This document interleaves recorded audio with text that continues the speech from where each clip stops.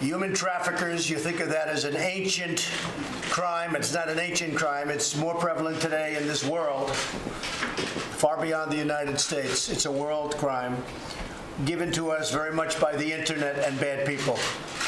The internet has made things in many ways better, in many ways much worse, but human trafficking, grabbing women in particular, and children, but women, taping them up, wrapping tape around their mouths so they can't shout or scream, tying up their hands behind their back and even their legs and putting them in the back seat of a car or a van, 3, 4, 5, 6, 7 at a time.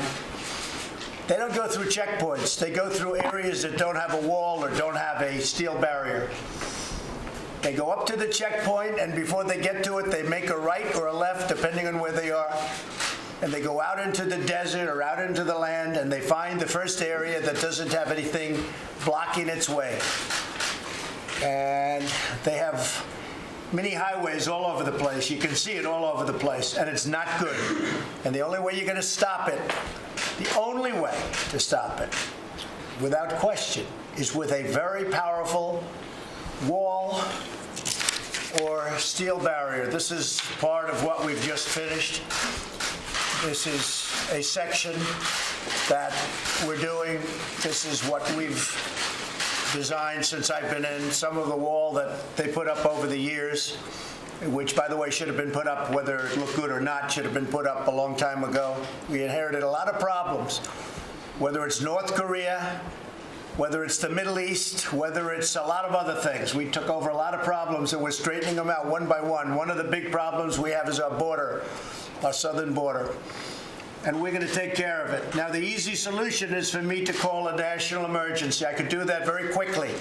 I have the absolute right to do it, but I'm not going to do it so fast, because this is something Congress should do, and we're waiting for the Democrats to vote. They should come back and vote. They want to go home. They're probably home by now. And Nancy and Chuck and all of the folks that could settle this thing in 15 minutes, I used to say 45 minutes, now I say 15 minutes. It's so simple. We need money for a barrier. If we don't have a barrier, we're just wasting all of the other money. There's no technology that's any good. I think you'd say that.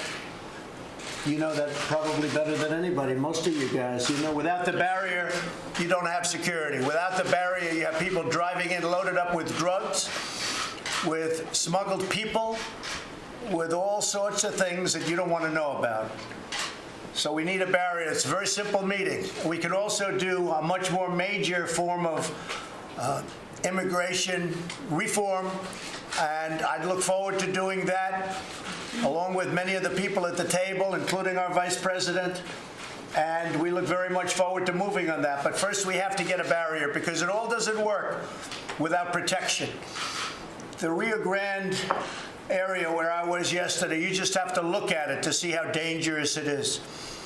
El Paso, Texas, went from one of the most unsafe parts or cities in the United States to one of the safest cities in the United States as soon as they put up the wall. They built a wall and fencing apparatus that blocked people. So they went from one of the most dangerous cities to one of the safest cities, all within a very short period of time. It's common sense, folks. Everyone knows it works. Everyone knows it's not expensive. They say it's medieval. Well, so is the wheel medieval. I looked at all the vans and all of the serious equipment that they surrounded me with yesterday. The Secret Service, the police, the Border Patrol, ICE. Every one of those had the wheel. Well, they say wheels are medieval too, but some things don't change. Wheels and walls. And they haven't found an alternative to either of those two, right? They haven't found an alternative. So we want Congress to do its job. We want the Democrats to come back and vote, wherever they may be. I haven't left the White House except to go to Iraq for a very experience, frankly. I've met some great people, some great generals. We have great ideas having to do with Syria. Knocking the hell out of ISIS, and we're bringing our folks back home. and we're going to always have a presence. And it's working out very well. A lot of things are working out well. North Korea is working out very well. A lot of things are working out well, but the southern border is something that should be easy. So what we're not looking to do right now is national emergency. What we want to do, we have the absolute right to do it. In many ways, it's the easy way out. But this is up to Congress, and it should be up to Congress, and they should do it. And if they can't do it, if they yell that we can't do it, there's no way we can vote for security. There's no way we can vote for safety. All Nancy and Chuck have to do is tell me. And you know what? We'll start thinking about another alternative. But this is one of the easy votes they'll ever have. It's very simple. And then we go on to major reform on immigration. And I look forward to that because after 50 years of talking about it, they should have done it. And frankly, previous presidents should have done the wall. It should have been done, not just sections, small sections. The problem with doing a section of wall is they come around it. So the wall works for the area that it is, but when you have the big openings, they just come around it. And we can't allow that to happen. So we have great plans. I met yesterday with the Army Corps of Engineers. You know, we're building the wall right now as we speak. Somebody said, oh, but we had $1.6 billion and they haven't spent it. The reason we haven't spent it is because the contractors are building it. And unlike governments, and this government in particular, I like paying after it's built instead of before it's built. Okay, I learned that a long time ago in building buildings. You let your contractor do the work, and then you see if they did a good job, and if they didn't do a good job, don't pay them. And if they do a good job, pay them fast. So a lot of fables were told, a lot of lies were told. So we're building wall as we speak. We've done a lot of renovation. Some of the renovation, we had no choice. We had to rip it down and build new wall.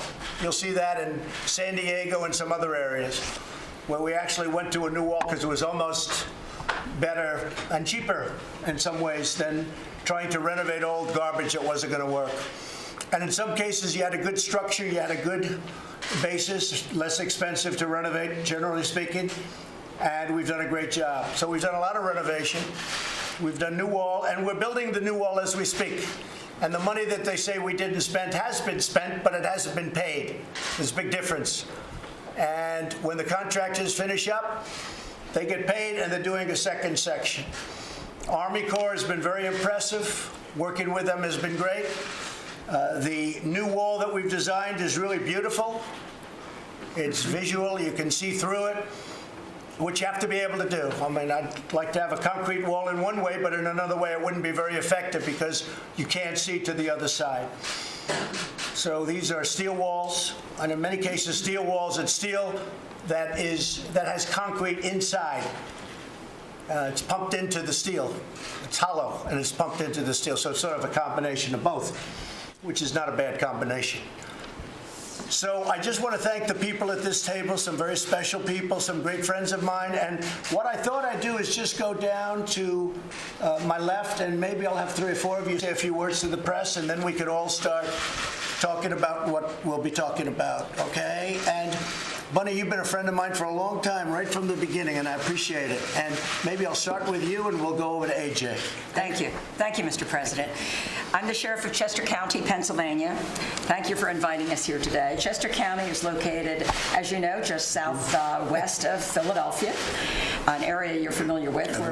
We're known as a healthy, wealthy, and wise county and the home of QVC. That's right.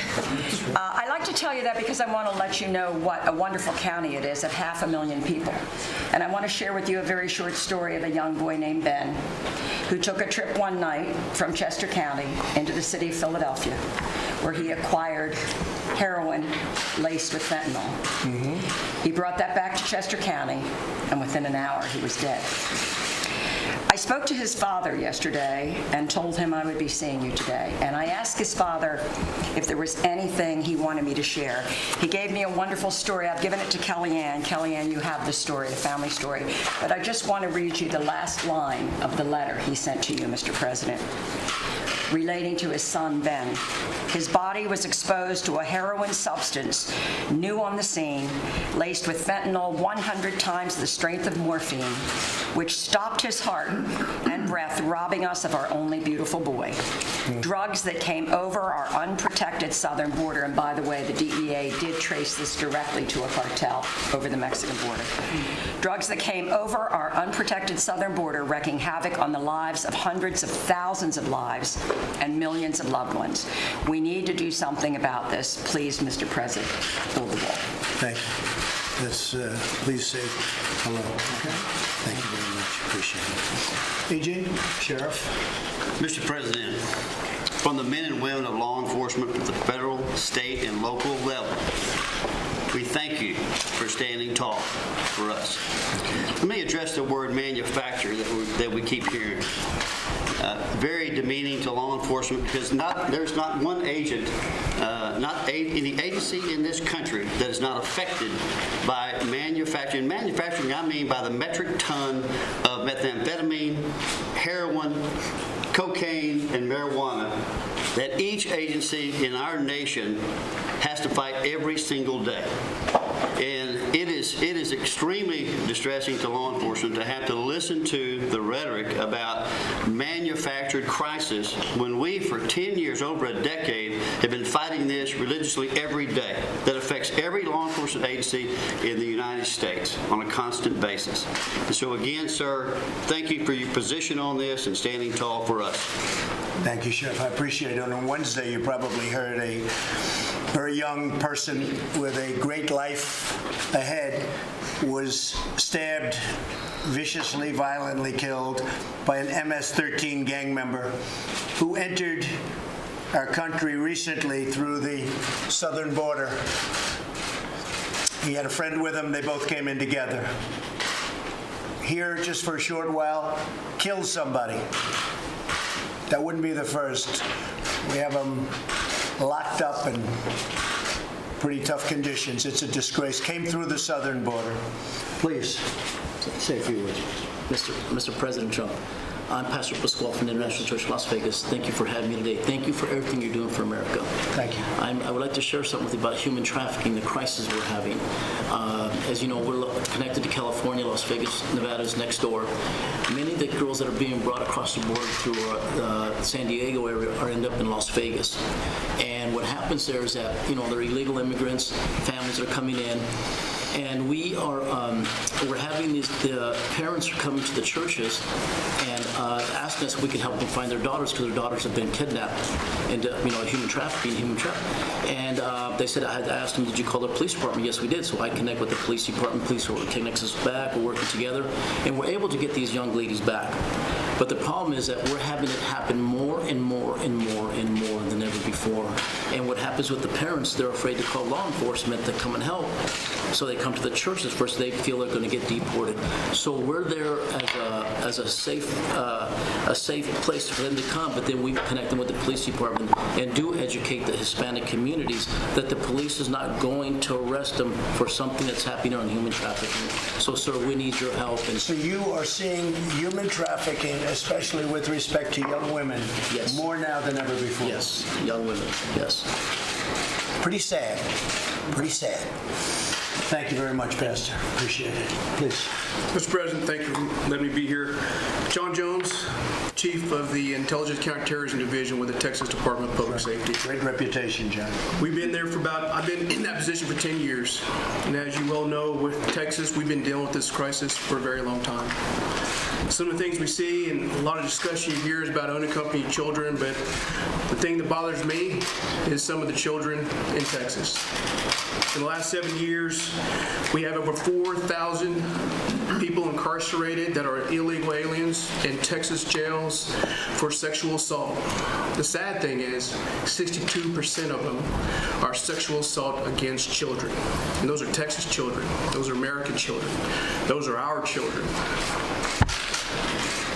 And for anybody to put a price on any child's life, that's our most precious and cherished national treasure, and we should do everything and anything as public safety servants, as parents, and as leadership to protect those children.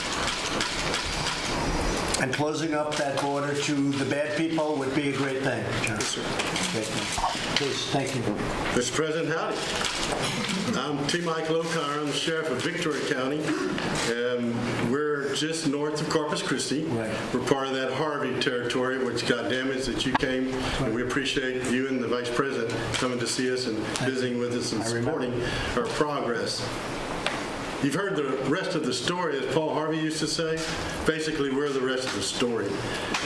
In 2003, there was unfortunately a national incident in our county with regards to loss of life. 19 people lost their lives in a tractor-trailer incident. I was one of the first responders. I walked around, and what I saw was a pile of deceased individuals with one child deceased as well, to which was in the arms of the children, of the father. I vowed from that point on to go forward and make a difference, not only for our brethren sheriffs on the border, but also ourselves inland. We have to be multi-dimensional on this. We've deemed it as a fatal funnel, Mr. President. It's a Rio Grande Valley to Laredo. Anything to and from is Houston and beyond. And so even in my jurisdiction, we have apprehended a child trafficking case. In that area, we have taken on cases with slavery of the human being, but it's still all about law and order, Mr. President. And what we're saying is you have to shore up, you have to pursue the initiative that you have led.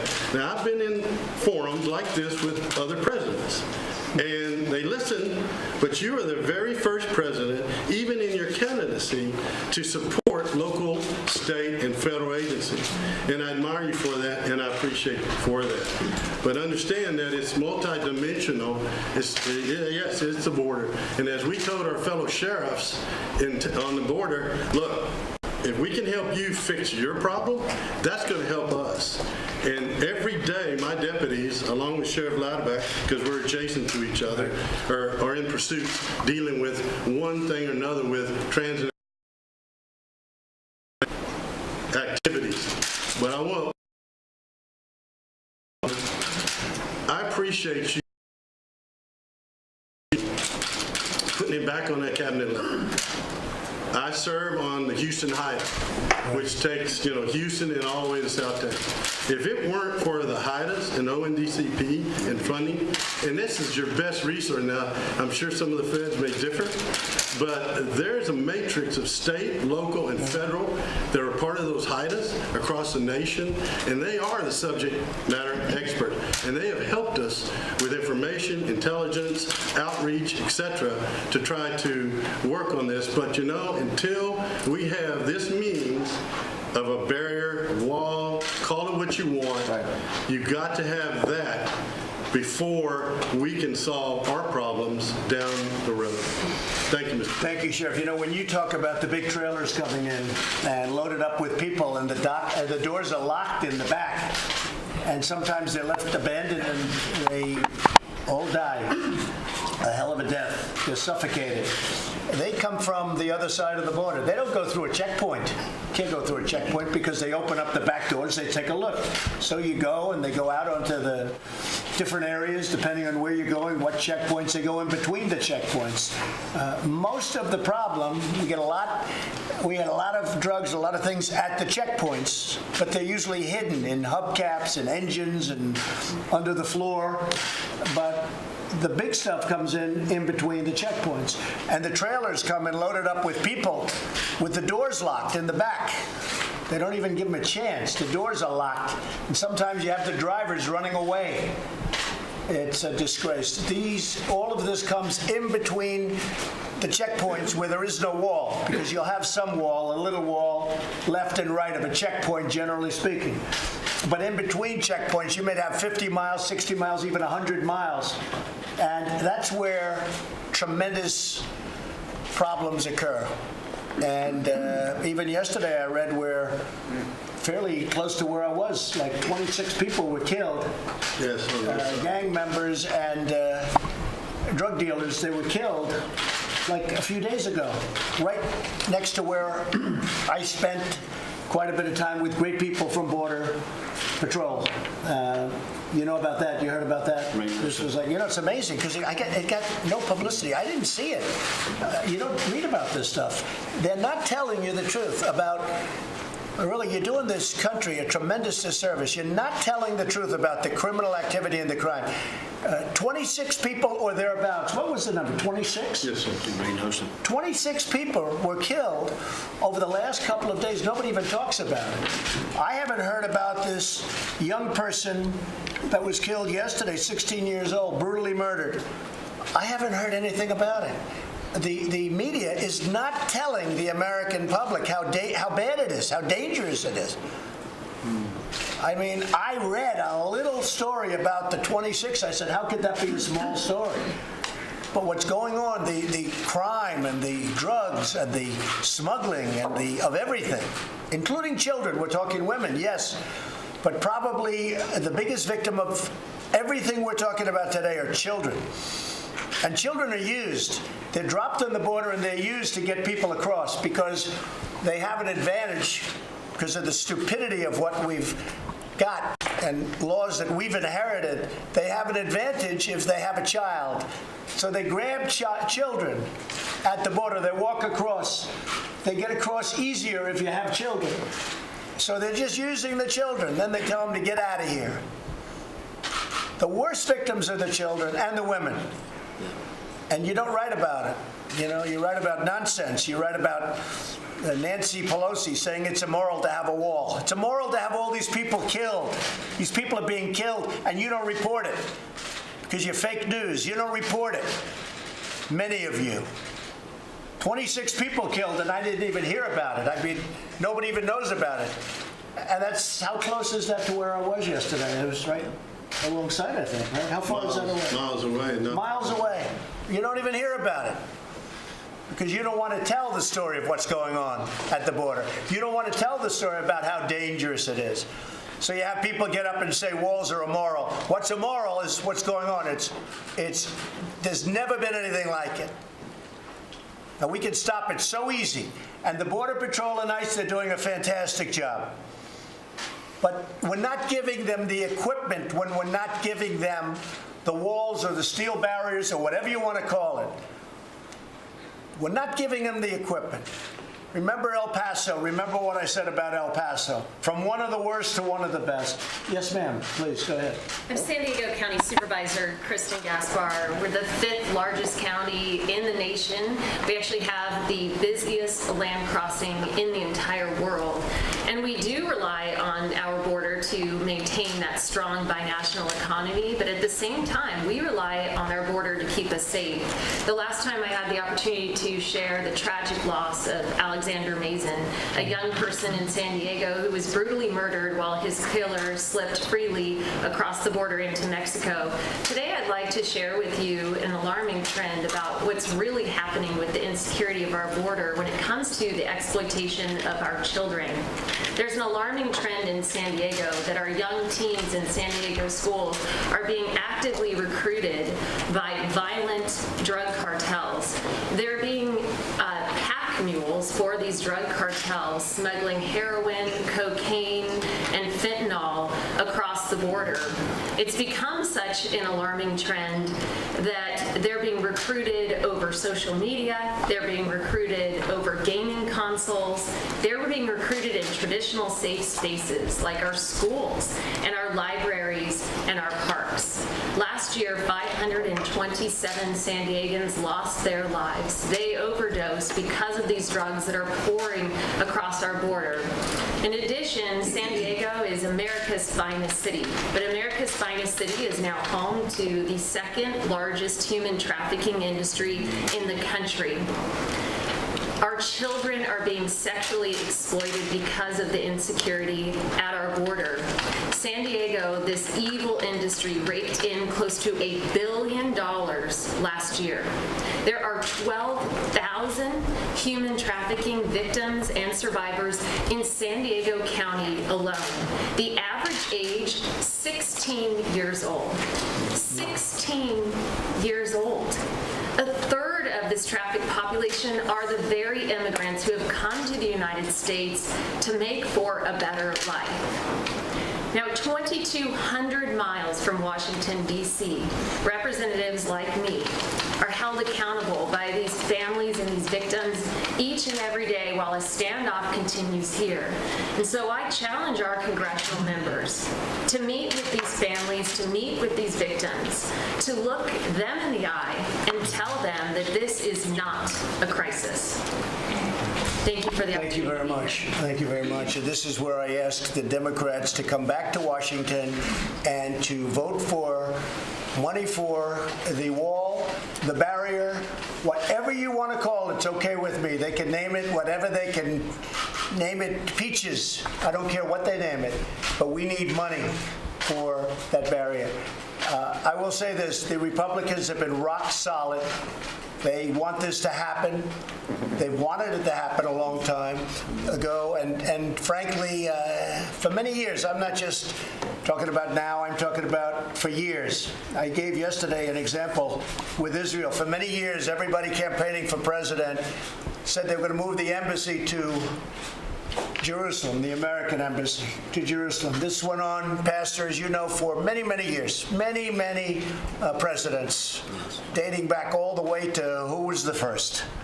And they never did it. And I said the same thing, same words, same campaign, but I did it.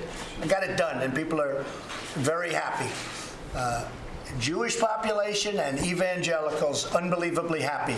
I did it. I understand why they didn't do it, because it was very tough to do. It met with a lot of nasty talk before I did it, and then I did it, and it was done. And now we've just opened up the embassy, as you know, long ahead of budget and schedule, and way under budget. Like, how about $1 billion under budget? Opened it up for almost nothing, an existing building that we renovated. But the fact is, for years and years, I heard about the embassy going to Jerusalem, and the people would campaign. They're in for 4 years. They're in for 8 years. They'd never get it done. I got it done. This is a very similar thing. I've been hearing about putting a really good wall, and in my case, I like to say a beautiful wall, because I think it makes a difference. I've seen some of the wall they put up. It's so unattractive that I can understand why other people don't want it.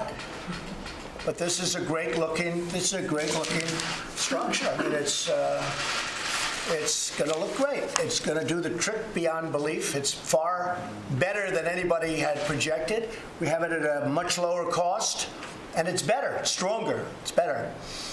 And you have the vision through. You're able to see through. But we're going to get it done. And I compare that to the embassy because they talked about it for 45, 50 years longer, and we got it done. We're going to get this done too. Now, Republicans are rock solid. I have to hand it to them. Mitch McConnell, every one of them. Kevin, they have been so strong on this. I'm very impressed. The Democrats are just following politics.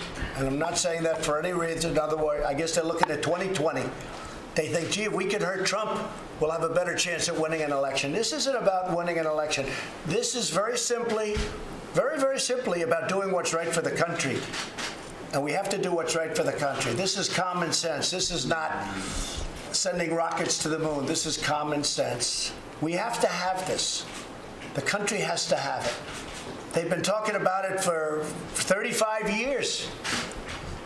And they do little pieces, a little piece here, a little piece there, put a piece where we need it. The people just go around it. We have to have it. It's got to get done. It's got to get done now. Congress has to do its duty. And the Democrats have to help us. They have to come back to Washington, and they have to vote for border security. They have to vote for safety.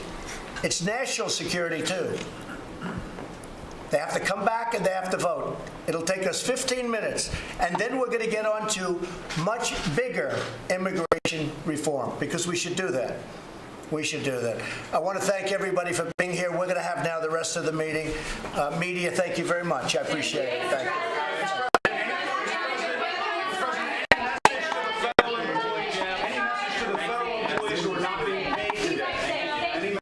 message is that I appreciate their service to the country. They are incredible people, the federal employees that we're talking about. But many of them agree with what I'm saying and what the people in this room who are experts are saying. They don't want to see people killed because we can't do a simple border structure. And I appreciate their incredible support. We have, yesterday, I was watching this morning and reading this morning that so many people are saying the president is doing what's right, and even though it's affecting us short-term, temporarily, as you know, a bill was just passed, which I will sign in Congress, making sure that everybody's going to be paid immediately upon when this is over. But I just really appreciate the fact that they have handled it so incredibly well. And many of them agree with what we're doing. We have no choice. Steve, go ahead. Well, 24 hours ago, you were saying you were probably going to declare a national emergency. No, I said I could do it, but well, I'll tell you what. It's the easy way out. But Congress should do this. This is too simple. It's too basic. And Congress should do this. If they can't do it, if at some point they just can't do it, this is a 15-minute meeting. If they can't do it, I will declare a national emergency. I have the absolute right to do it. It says as clear as you can. Now, what will happen? I'll be sued. It'll be brought to the Ninth Circuit.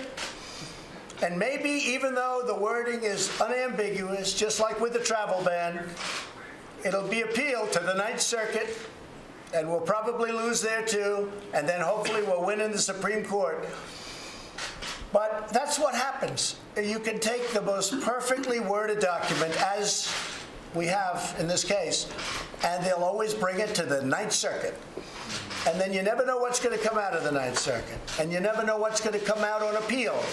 But fortunately, we have a Supreme Court that's treated us very fairly. So I'd rather not do it because this is something that Congress should easily do. This is something that the Democrats should do. And I don't want to give an easy way out of something as simple as this. Not only simple, it's easy, and it's going to secure our country. You know, we have a country that is under siege. You could actually, a lot of people don't like the word invasion. We have a country that's being invaded by criminals and by drugs, and we're going to stop it. So I want the Democrats to come back to Washington and vote. Thank you very much. Thank you, everybody. Thank you.